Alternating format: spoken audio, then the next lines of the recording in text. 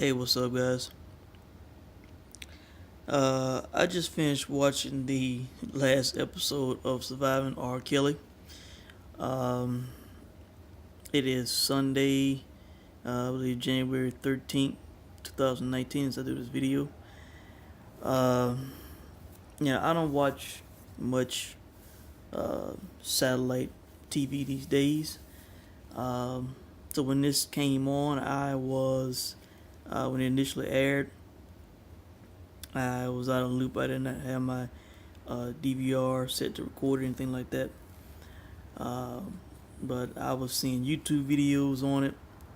First one I saw was where they commented on, they talked about him having sex with Leah. And I mean, it was just so gripping and so, you know, just, I mean, crazy. I was watching reaction videos, seeing what people had to say about it, how they felt about him, how they felt about the series. So I set my DVR to record this. They showed all the episodes on Friday night, which was the 11th, and I watched two episodes Friday. I think I watched one last night, and then I watched the rest today. So it's kind of been chopped up. I did not take notes on the series. A lot of things I won't be able to recall off the top of my head, but wow, I had to come on and comment on it because, R. Kelly is somebody that I grew up on, man. As a kid who grew up in the '90s, listening to rap and R&B some in the early 2000s. Um, this guy, was a major part of that, man. Um, I started listening to R&B, following it as far as I can remember, like around the time 12 Play came out. Around 1993. Um, my fifth and sixth grade years, and fourth grade also, but uh, I started following, around the early '90s R&B, watching BET and stuff like that, and so I pretty much followed this guy from 12 Play up until I think the last. I bought Chocolate Factory. I also bought that. I think that album was called Double Up, which I think I listened to like one time. But I remember buying his music probably all the way up until he did the TP3 Reloaded CD, which by that time I had kind of moved on. My musical interest had changed. Um, but this was quite the documentary, man. And I need to, give kudos to the director, the producers, people who made this. Um, tip my cap to the survivors, to the people who came forward and told their stories, man. You know, this was something else. Um, do I believe the survivors? Absolutely. Do I believe R. Kelly did things and is doing things that people have claimed and said? Yes, I do. You know, um, I remember being a 12-year-old kid, having the biggest crush on Aaliyah when she came out. She was 15. Um, that there were no girls around me who looked like Aaliyah, who talked and walked like Aaliyah. you know, Aaliyah was special, man, and I still consider Aaliyah to be the greatest singer of my generation, man. R&B singer, female. Um, just an angelic voice, man. And I remember as a 12-year-old kid. Now I was watching Video Soul, and I was laying on bunk bed, top bunk of a bunk bed, when the lady said um, that R. Kelly and Aaliyah got married, and I remember being extremely pissed, shouting, damn near jumping through the roof. you know, because I was so upset and mad, that this old man had married, this girl I had a crush on, man. And I was upset, man. And for years I didn't know if it was really true or not, man. It kind of was, just kind of quickly went away, swept under the rug, whatever. I think I had heard that it was an old or whatever, but you know, this was a time when there was no internet, there was no social media. These things did not exist, man. You know, and that's what R. Kelly's problem was with all this, man. When he became famous, there was no internet, no social media. This guy was, making tapes, recording things, man, and it eventually caught up to him, with the internet coming about, social media and things, man. It's crazy to think that it's still in the early 2000s. We were using the VHS tapes and people were passing tapes and stuff, and that tape that came out with him with that girl, man. I had heard about it, but I still have not seen that. I've never seen that. People, was it him or not, whatever. I say the majority of people always, heard say that it was him, but man, the signs were there, man. The signs were there. It's crazy. With the age ain't nothing but a number by Aaliyah. Sometime in 2018, I was looking at his library. His music library. And I pulled up Aaliyah. Age ain't nothing but a number, and I'm looking at Aaliyah with and you could see him in the background on the cover of the CD, man. He in the background, age ain't nothing but a number. He in the background behind Aaliyah. Yeah, I was telling us all along about being a Pied Piper, all that kind of shit, and then, which they didn't see in the documentary, but I want everybody to look at the cover for Black Panties. Again, I have not listened to any new R. Kelly music in a long time, man. For like I said, Chocolate Factory was really the last CD that I listened to consistently of his that I bought. And I bought that, I think that Double Up one, I bought that once.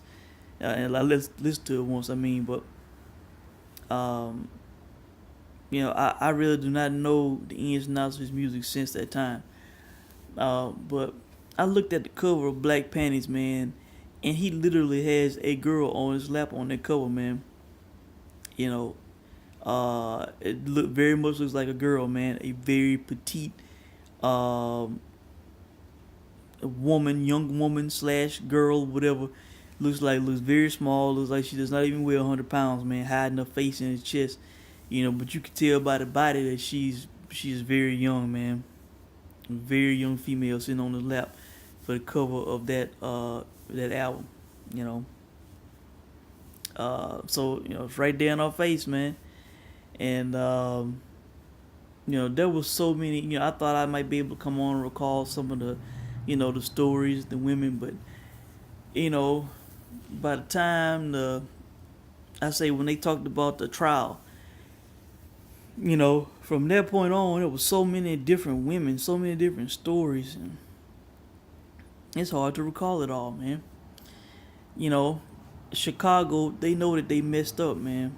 They messed up when which it was a jury trial, and if I was on that jury, man, I feel plenty guilty about letting R. Kelly off, man. But this guy got off, man. He got off in Chicago. They had this guy. I don't know how many years he would have got if he had been found guilty on all those charges. But paying people off. You got Sparkle's niece. She said her brother, Sparkle's brother, said that it was not her on the tape. Terrible, man. Sparkle was being criticized and basically lost her career, ran down over what happened. She just, she got to live with that guilt, knowing that she introduced, her family to this guy, man. It's bad, man. And let me back up. Aaliyah's mom came out with that statement, a terrible statement, talking about this so-called backup singer. Never met my daughter. She never breathed the same air as my daughter. And we were always around Aaliyah and stuff. Like a lot of people have said, man. If you were around, then how was it possible that Aaliyah, married R. Kelly? With you around, did you sanction this? You know, the guy, his former tour manager, came on and said that he forged papers for Aaliyah. So if you were around, how could this have happened? You just don't want to admit the truth. Probably maybe has been paid off. Then the thing, I think the documentary said that R. Kelly gave Aaliyah like $100 on a non-disclosure agreement or some shit like that, man. He gave women, he was giving pathetic payoffs. But that shit happened, man. And I believe this woman, this what's her name, Javonda Cunningham, is that her name? I believe the woman, man, and what she said. And it was shocking to hear. But I just never really even thought about R. Kelly having sex with Aaliyah. But I should have kind of thought of in my head, with him marrying the girl. But just to hear it come out of somebody's mouth that they saw R. Kelly having sex with Aaliyah, man.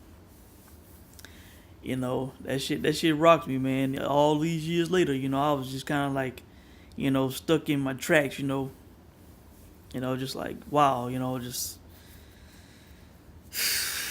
crazy, man. And it was, and I saw this interview that Dame Dash did. He was talking about, how when Leah would confide in him, telling him about what happened, and people was criticizing him. Well, why you didn't come out and speak out on it, a lot sooner, I'm not criticizing Dame Dash, man, because he was engaged to Aaliyah, man, and she passed.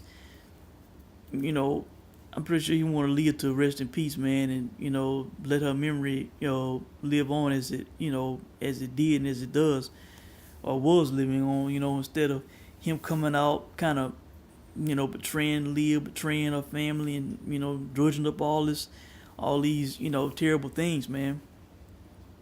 So, I'm not critical of Dame Dash and him not coming out and saying things about what Leah told him and what happened to her, stuff like that, man. Really wasn't his place to do that, man. To put that on Leah, while she's in death, But but back to the trial, man. It's amazing, man. It is amazing. And this guy was on trial for this shit, and he basically picked up a girl, from the trial, man, outside of the courtroom, right there, around all these people, man. One of his young super fans, they're supporting him and shit. Just basically, got her number and then went on to take the girl virginity and shit, man, and mistreat her and all that. Right there outside the courtroom. Then the other stories about, he met, I think the girl's, I forget her name, but the one that Jocelyn, I think, the one that's still missing, I think she was the one that he met that at some boutique or something, some boutique they had or something, and picked her up. You're basically right there around the parents, and then, the other girl, he picked up right there at the concert in front of her parents, It's crazy, man. Crazy. And I gotta be critical, man. There were, various things I heard in the documentary from some of the people, where I could poke holes and say, well, why you didn't do this or why this and that, do I believe them? Yes. Do I believe anyone was lying? No. And what R. Kelly was doing was wrong? Yes, absolutely. With some of these parents, man, that are struggling and in pain now, man.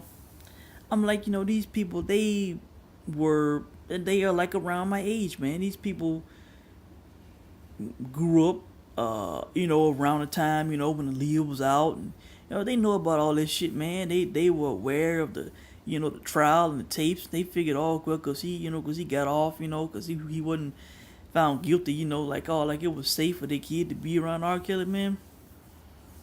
I remember hell. It's been some years ago, man. I heard that he was, I think in Baton Rouge. I saw something, and I did a post on Facebook. Kind of being funny, getting having a joke, but I was saying keep your teenage daughters away from Baton Rouge tonight because the guy got a concert. But this shit was real, man. I knew even back then, years ago. Man, don't take no teenage girls around R. Kelly, man. You know, so so some of these, a lot of these people, man, they should have known better, man. And like they said, R. Kelly was getting smart. He's waiting for these girls to get around 16, 17. So, it was more legal, easier for them to leave, and by the time he ended up they ended up in his clutches, they were of age. He had either abused them or trained them by then or whatever. But and I heard what Master P said, man. Master P was like, if there was my daughter in there, I wouldn't be standing outside. I wouldn't be talking to the police. I'd be on CNN. I'd burn the building down. I can understand where Master P coming from, man. But at the same time, that's just not in everybody, man. These two dads, I forget their names, man. The Savages, and I forget the other one's name, man. It's got the two girls that's kind of still missing. They just don't seem to have that dog in them, man. Just don't. And I tell you, man, man, that shit. I don't have any daughters, man. I don't have any kids, man. But if that shit, man, I just, man, it would be some serious shit go down, man. If I had a daughter or a young girl who I was close to, or if I was dating a woman who had a daughter, or because I have dated women who have had daughters, man, and if they was caught up in some shit like this with with an older man, with a man, one of my nieces, man, I'm telling you, man, whew, shit would get serious, man. It would get serious, but like, it's just some people that's not like that, man. But these girls constantly, chasing the dream. R. Kelly dangling the carrot in front of them about mentoring them and, giving them a career and shit, man. People fell for it, man. Parents fell for it. I think two of the parents who I think the parents who the daughter went off, met R. Kelly. I think the one that got pulled up on the stage, man, and then went off in the back, and they like wondering where their daughter at and shit. And then he meeting up with her at a hotel and stuff, man. I think then they go on to sign that paper saying that giving some kind of legal guardianship to somebody who supposedly worked at a record label. Could have been anybody. Could have been some of his friends or some shit. Just terrible move, man. Terrible move. I just gotta call it like it is, man. I hate to be critical. Criticize the victims, man, and the parents and shit, man. But they should have known better, man. They made a huge mistake. The girl who was a DJ in Dallas, man. He was grabbing not only young women, not only teenage girls, but hell, women in their 30s, man. If he sensed the weakness, he was grabbing these girls, man. I'm pretty sure he made her promises. The girl who's a DJ, man, probably promised to make her a bigger star because like she said, she wanted to get out. But then when he dangled the carrot of working with him on the stage, being in the cage, she stayed, man, just for that shit, So she was clearly, drawn to the stardom, man. And this was a grown woman, man. Her friends telling her about, did you see the tape? And she getting upset, and then when she sees the tape, she kind of breaks down, man. And then he beats her and shit, man. And then the other woman who was in her 30s, I think 35, uh, who said that she was a super fan, and you know how if anybody said anything negative about R. Kelly, she was throwing him out of the house and shit, man. This was before she even met the guy. Then met the guy and just got drawn in, man. Got drawn in, and took her to that house in Atlanta where, she was going over, showing him the rooms and shit, man, talking about the abuse and shit, man. Terrible, man. So not only grabbing teenage, girls, but then grabbing grown women and shit, man, molding them and shit. It's too much smoke, man. Too much smoke around R. Kelly, man. I strongly believe this shit. John Legend went on there and he said what he said, man.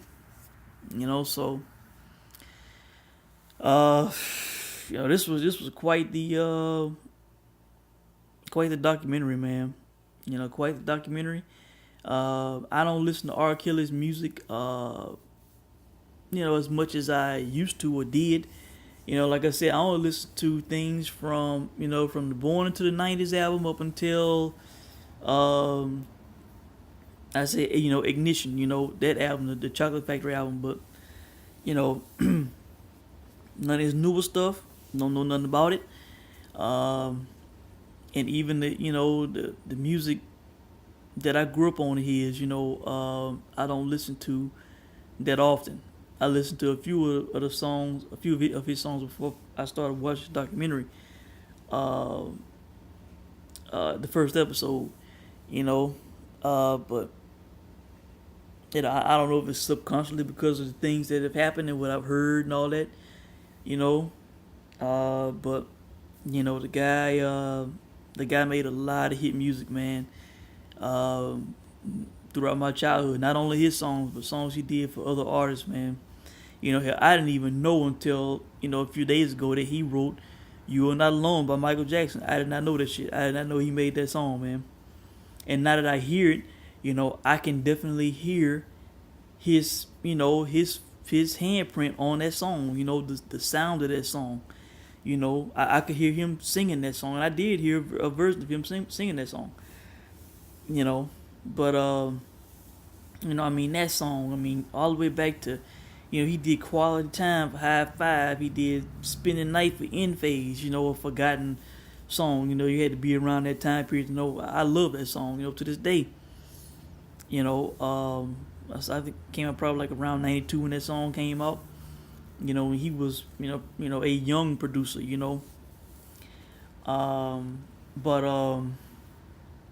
Anytime, Any Place by Janet Jackson, he did that song. And, just so many songs, so many artists the guy, brought up and put out, man. It's wild, man. And,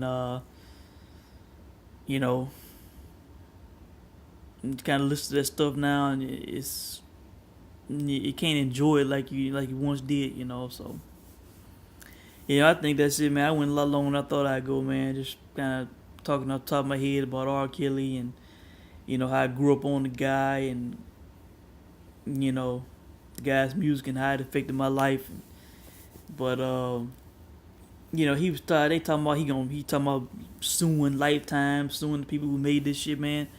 R. Kelly ain't gonna do shit, man. He gonna keep his ass quiet. The best thing he can do is stay quiet and hope this shit goes away quickly. But what he should have done was, when they talked about doing this documentary, man, he should have got out of the country, man. He should have hauled ass to a country with no extradition, man. That's what he should have done. He should have sold all this shit and went away quietly, man. Forget making music, all this shit, man, because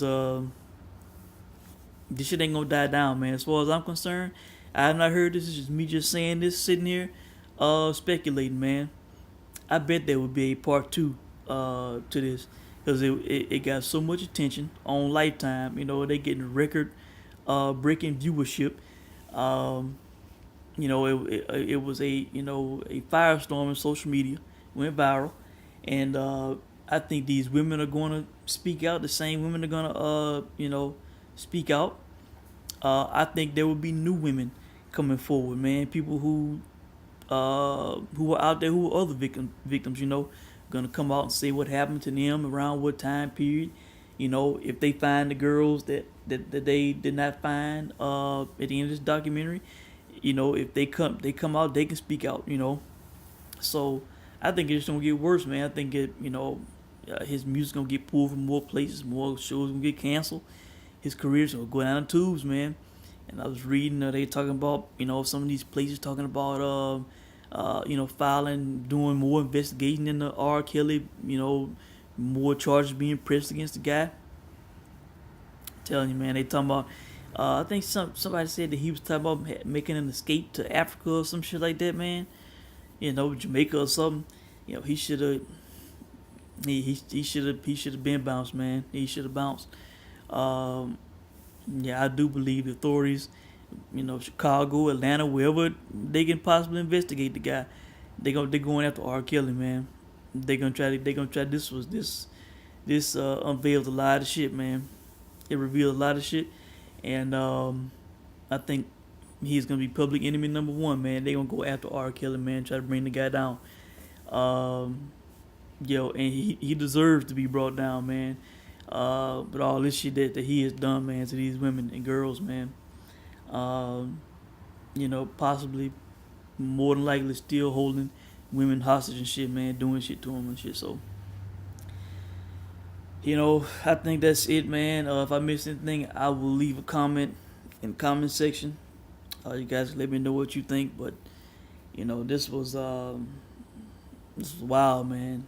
This was wild.